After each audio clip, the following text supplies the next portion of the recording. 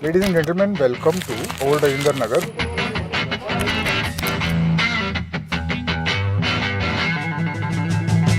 आज यहाँ पे चाय पे चर्चा करने आए हैं basically with Ravi sir.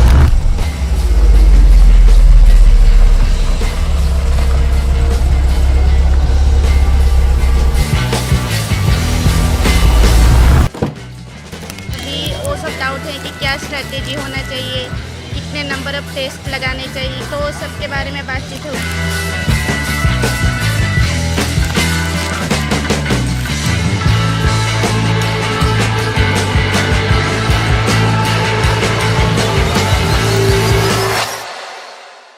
Sir मैं घर से इतना प्रिपेयर कर रही हूँ। डिस्टरबेंस भी होता है घर में और ऊपर से मेरे छोटे भाई बहन भी हैं। सर मैं उनको बोलती हूँ बट फिर भी थोड़ा बहुत मैनेज करना पॉसिबल नहीं होता है। I used to study at the night. रातों को मैं घर पढ़ता था। ये सर मैंने सोचा कि मैं मतलब ना जो शिफ्ट है ना वो नाइट में कर देती हूँ, इसकी दिन भर में मैं अपना बाकी देखूंगी बट नाइट में मैं अपना स्टडी देखूंगी, बट उस हिसाब से हो नहीं पाता है सर, क्योंकि जब भी मैं मतलब नाइट स्टडी करती हूँ ना तो सर मॉर्निंग जो होगी उसके बाद उठती हूँ जब भी, तो फिर तबीयत ठीक नहीं रहती। हेल्दी तो नहीं है रात का, बाकी ये जरूर है कि the body can take a little bit of abuse आपकी एज में। अभी जैसे मेरी एज होने लगी है थोड़ी थोड़ी, तो मेरे को तो फील होना स्टार्ट हो जाता है कि गड़बड़ है, अब इसको ठीक करना पड़ेगा। बट आप लोगों को ज्यादा फर्क पड़ेगा नहीं।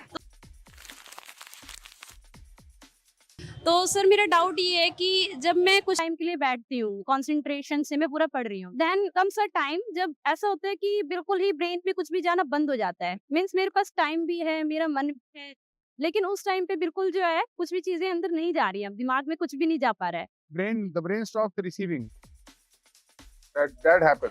जब मैं पढ़ाई कर रहा था तो मेरे पास डिसिप्लिन था कि मैं लगभग 2 घंटे बिल्कुल कंसंट्रेशन से बैठ सकता था, उसके ऊपर मेरे बस का नहीं था। I had to get up, I had to take a break. तो आपका जो क्वेश्चन है ना, फॉर इंस्टेंस, कुछ भी पढ़ने से पहले ना एक स्ट्रक्चर होना चाहिए। कंसंट्रेशन तो है, क्वेश्चन ये है कि इन्फॉर्मेशन कैप्चर कैसे होगी। मेरी ये एडवाइस रहती है स्टूडेंट से, वो क्लास भी अटेंड करते हैं, अगर आप जा रहे हो और आप कुछ पढ़ रहे हो तो आपको क्या लगता है कितनी बारी आप देखोगे वो पेपर से पहले? बहुत सारे आपके वो हो जाएंगे एक्यूमुलेट वीडियोस, देखता देखता कोई है नहीं। हर कोई सोचता है रिवीजन करनी है, रिवीजन किसी जुगाड़ से कर लेंगे या कुछ नोट्स बना लिए, तो देखता तो कोई भी नहीं है। इतनी सारी इन्फॉर्मेशन जो निकलेगी ऑडियो विजुअल टेक्सचुअल, तो कैप्चर करने के लिए एक स्ट्रक्चर होना चाहिए पहले। अगर वो है, वो होता है प्री वर्क से। What I would do is, suppose Mughal administration है, मुगल एम्पायर के फेस का मैं एक स्ट्रक्चर बना लूंगा पेपर पे। कोशिश करूंगा कि बड़ा हो पेपर, ताकि मुझे एक जगह दिखे सारा। एक फ्लो चार्ट सा होगा जिसमें 80% पेज खाली होगा, मैं कुछ नहीं लिखूंगा उस, बट मेरे को ये पता चल जाए कि कितने टाइप के सिस्टम थे, क्या क्या था एडमिनिस्ट्रेशन में। इनकी लैंड की एडमिनिस्ट्रेशन कैसी थी, इनकी रेवेन्यू की एडमिनिस्ट्रेशन, यही तीन है।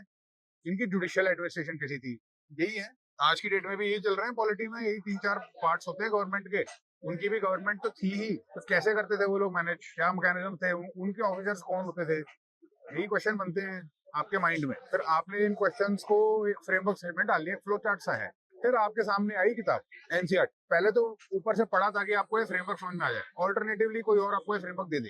फिर आपने वो पढ़ा और उसके अंदर जो डिटेल्स में आपने थोड़ी थोड़ी लिखनी उसमें, फिर उसकी क्लास आपने अटेंड करी। सपोज एक ही बार देखोगे वो क्लास, तो मेक श्योर कि जो इन्फॉर्मेशन किताबों में नहीं मिलेगी, वो डिटेल में जो जा रहे हैं, वो वहां पर once and for all capture हो जाए। फिर हम उसके बाद कोई किताब पढ़े तो उसी पेज को एनरिच कर रहे हैं, उसके बाद कुछ पढ़े तो फिर वही बार बार एनरिच और वही रिवाइज हो रहा है बार बार, यही होता है।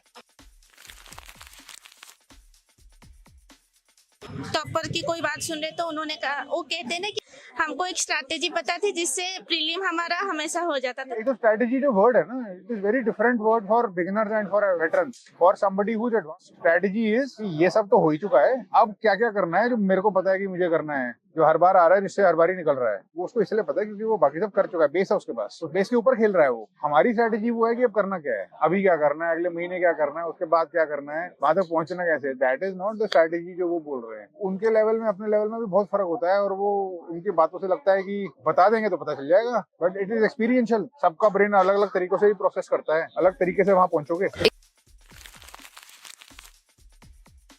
एग्जाम पैटर्न चेंज हुआ last year, only 1 pair, only 2 pair, elimination is reducing.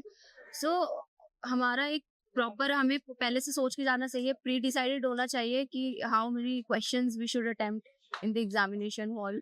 ये तो पॉसिबल नहीं है प्रिडिक्ट करना, जब भी मैंने इतने बहुत टेस्ट दिए, नहीं पॉसिबल, प्रिडिक्ट नहीं कर सकते क्या होगा।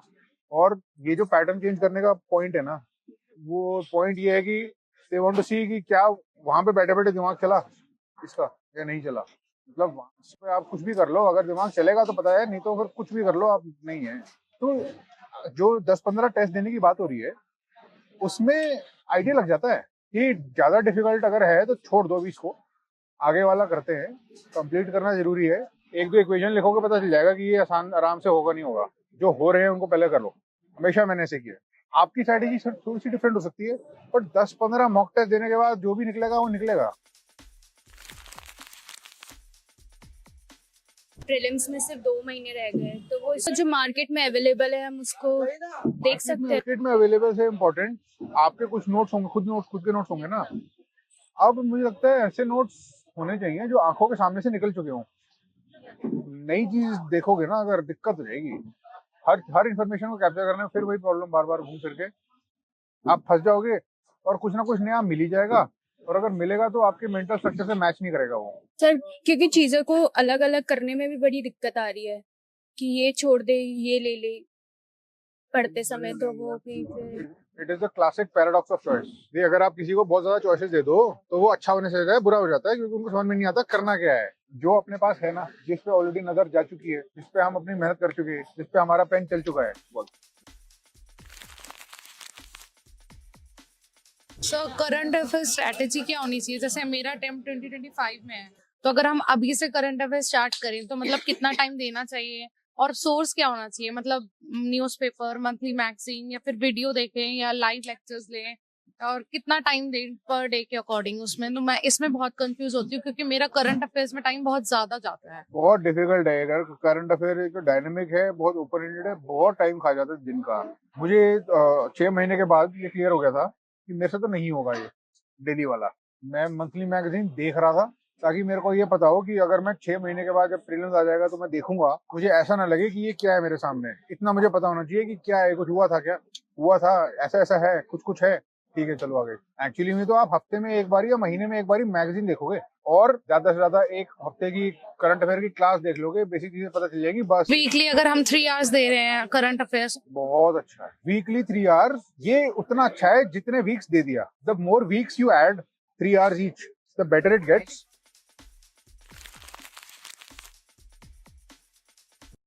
मैं वर्किंग प्रोफेशनल हूँ। 9:30 to 6:30 मेरी जॉब है। उसके बाद आने के बाद मतलब 8 to 11 तो मैं टाइम देती हूँ, उसके बाद सुबह को फिर जॉब। तो मुझे एक स्ट्रेटेजी ऐसी बता दीजिए कि मतलब जॉब के साथ करूँ या ना जॉब? जॉब छोड़ने वगैरह डिसीजन तो बहुत चीजों को देख के लेना चाहिए, जल्दबाजी में बिल्कुल भी नहीं। क्या फाइनेंशियल डिपेंडेंसी है किसी की आप पे? नहीं सर, बस पढ़ाई का अपना खर्चा है, वैसे भी घर से सपोर्ट भी है थोड़ा तो। और क्या जॉब ऐसी है कि बाद में भी ली जा सकती है फिर से? हाँ सर। ऐसा कुछ नहीं है, ठीक है। फैक्ट ऑफ द मैटर तो देखो ये है कि वर्किंग प्रोफेशनल्स के लिए बहुत डिफिकल्ट है। वो 5-6 घंटे जो मिलेंगे ना, खा जाएगा वो एनर्जी भी। सर मैं घर There is just no way you can have that quality. If you can afford it, yes, you can think about it. But if you do that, then you make sure your time is utilized properly.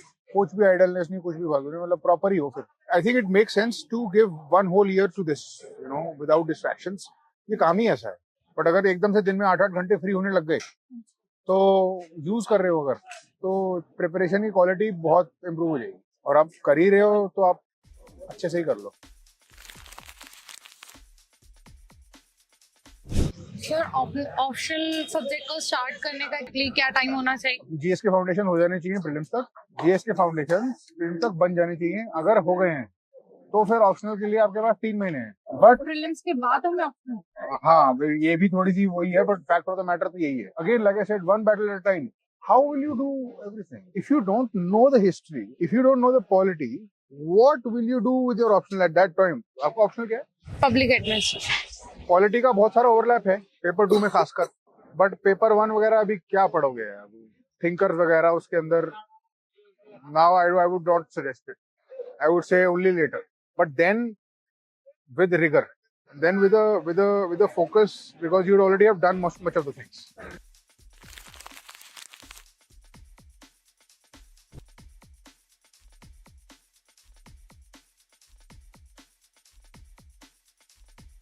Question का answer करने के लिए एक मैंने tool बनाया था, क्योंकि ये बड़ा इंपॉर्टेंट क्वेश्चन है, इसको ऐसे हल्के में नहीं लेना चाहिए। कोई आपको बोल दे कि ज्योग्राफी ले लो, आपने ज्योग्राफी ले लिया, आपको ज्योग्राफी समझ में आ नहीं रहा है। मैंने वो लिया जिस चीज में मेरे को इंटरेस्ट था और जिस चीज में मेरे को बहुत ज्यादा मार नहीं पड़ी। यूपीएससी ने मुझे बहुत ज्यादा वो नहीं करा, पनिश नहीं करा साइकोलॉजी के लिए, फिलोसफी के लिए, पॉपैट के लिए।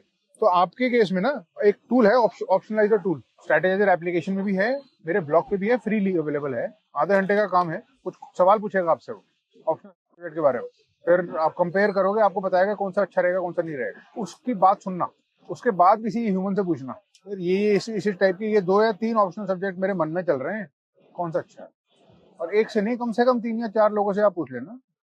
और उसके बाद ये जब हो जाए एनालिसिस, फिर बैठ के अल्टीमेटली खुद से ही पूछना होगा कि कौन सा ज्यादा अच्छा लग रहा है, कौन सा ज्यादा समझ में आएगा, किसमें ज्यादा इंटरेस्ट बन रहा है, और कौन सा ऐसा है जो जिसकी गहराई में जाने में कोई दिक्कत नहीं है, मैं जा सकता हूँ, मेरे को इंटरेस्ट है, तो उस डायरेक्शन में जाना चाहिए। बट पहले ये होमवर्क कर लेना चाहिए।